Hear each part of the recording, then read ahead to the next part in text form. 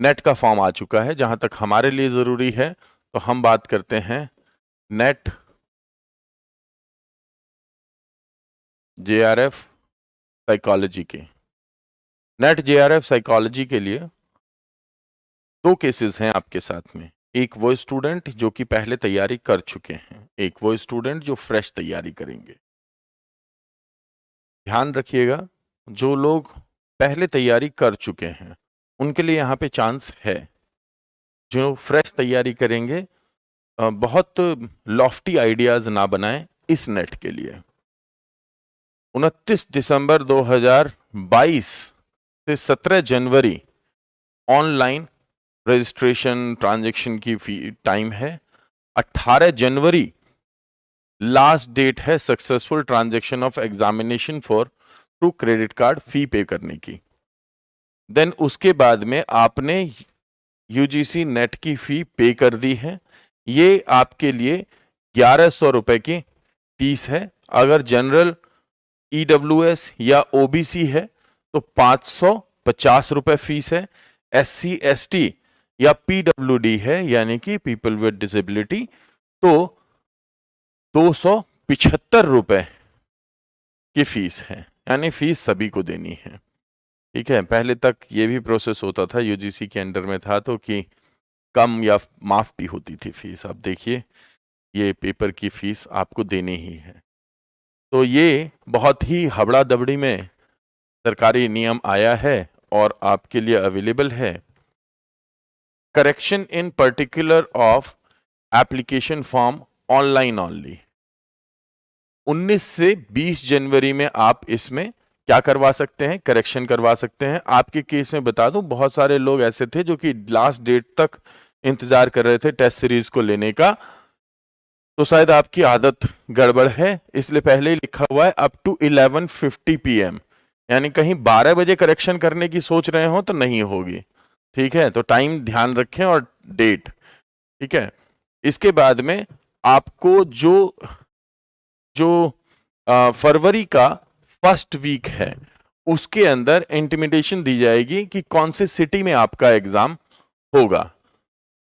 Downloading of admit card second week of फरवरी की date दी गई है और डेट ऑफ एग्जाम जो है वो 21 फरवरी से 10 मार्च रखा गया है। आपको पता चल गया होगा हमने 10 मार्च क्यों डेट डाली है।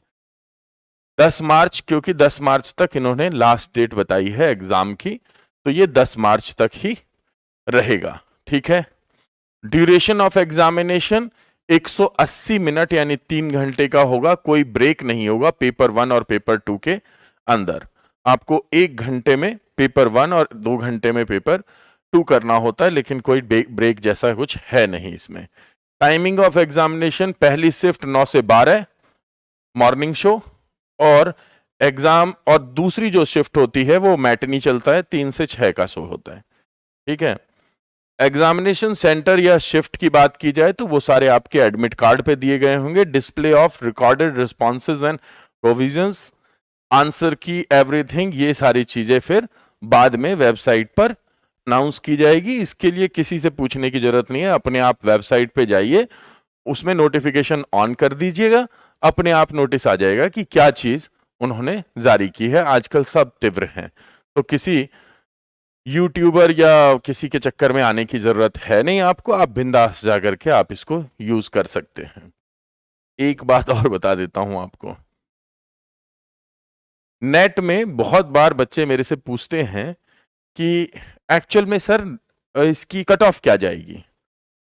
मैं आपको इस बार के एग्जाम के लिए बता दूं, इस बार की एग्जाम की कट ऑफ पिछली बार, बिल्कुल पिछली बार जैसी जाएगी, उससे ऊपर नहीं जाएगी, क्योंकि एग्जाम में टाइम है कम। दूसरी बात और बता देता हूं आपको कि पेपर का नेचर भी बिल्कुल वही होगा, सेम टीम है जो पेपर बना रही है। ठीक है, तो पेपर का नेचर, फीचर एक जैसे होंगे। नेट में बहुत ज्यादा परिवर्तन आते भी नहीं है। जहां तक बात है साइकोलॉजी की, तो मैं पिछले पेपर को कहूंगा कि बिलो एवरेज पेपर था। ठीक है, क्योंकि पेपर ऐसा कभी भी नहीं होना चाहिए कि कोई भी एक इंस्टीट्यूशन जो एक कोर्स करवा रहा है उस कोर्स के अंदर से 80% तक क्वेश्चन एज इट इज आ जाएं, ऐसा पेपर होना नहीं चाहिए नेट का। हम हमेशा कहते हैं कि नेट के पेपर की जब हम तैयारी करवा रहे हैं तो आपको अंडरस्टैंडिंग और समझ के आधार पे जाना पड़ेगा, और जब हम करवा रहे हैं तो कोर्स पूरा करवाएंगे, लेकिन 60% से ज्यादा काम हमारा आएगा। पर 80% अगर हमारा करवाया हुआ काम आ रहा है तो मैं कहूंगा कि बिलो एवरेज पेपर है, क्योंकि बिल्कुल डायरेक्टली आ रहा है। मैं ये मान करके चलता हूं कोई भी टीचर पढ़ाएगा तो वो चीजें देगा ही, तो इसलिए थोड़ा सा आप ये मान करके चलें कि आपके लिए एज रहेगा जैसा पिछली बार के पेपर में था। पर पिछली बार शायद आप उसके लिए उतने तैयार नहीं थे, या फिर कुछ लोग ऐसे थे जिन्होंने कि जो किसी दूसरे कार्यों में लगे हुए थे। इस बार आप पूरे तन मन धन से अगर नेट पे लगते हैं तो आपका नेट क्लियर नहीं होगा, जेआरएफ क्लियर होगा। और यूं सोच रहे हो कि नेट क्लियर नहीं होगा, ये कह रहा हूं मैं, कह रहा हूं जेआरएफ क्लियर होगा। ठीक है, you will be doing much better than you are expecting.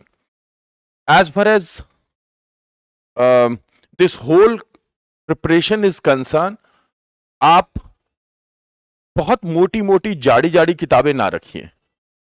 Psychology के लिए विशेष रूप से बताऊं तो ज्यादा बेहतर रहेगा कि आप एक किताब उठाएं साइकोलॉजी की, कोई बेसिक बुक, जैसे बैरन या सिजरैली उठाते हैं आप।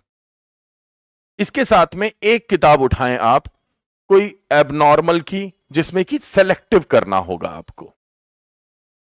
जब ये आप दो चीजें उठा लेते हैं, इसके बाद एक रिसर्च और स्टैट्स के लिए आपको एक सेक्शन देखना पड़ेगा, और इसके बाद जिस चीज के बारे में आप पढ़ रहे हैं उसके लिए ऑनलाइन फुर्सत से खोजिए, क्योंकि पेपर जो है ऑनलाइन इंफॉर्मेशन को देख करके बन रहा है, तो उसको ऑनलाइन फुर्सत से खोजिए, यानी कि उसके बारे में सर्च करना पड़ेगा। कोई भी किताब पूर्ण नहीं है अपने आप में इस तैयारी को लेकर के। ज्यादा समय जिस चीज पे देना है आपको, ज्यादा मतलब जितना तैयारी पे देना है उतना ही आपको प्रीवियस ईयर क्वेश्चंस को तैयार करने पे देना है, उसको देखना है, समझना है, तैयार करना है, राइट। तो इसमें किसी प्रकार की कोताही नहीं होनी चाहिए।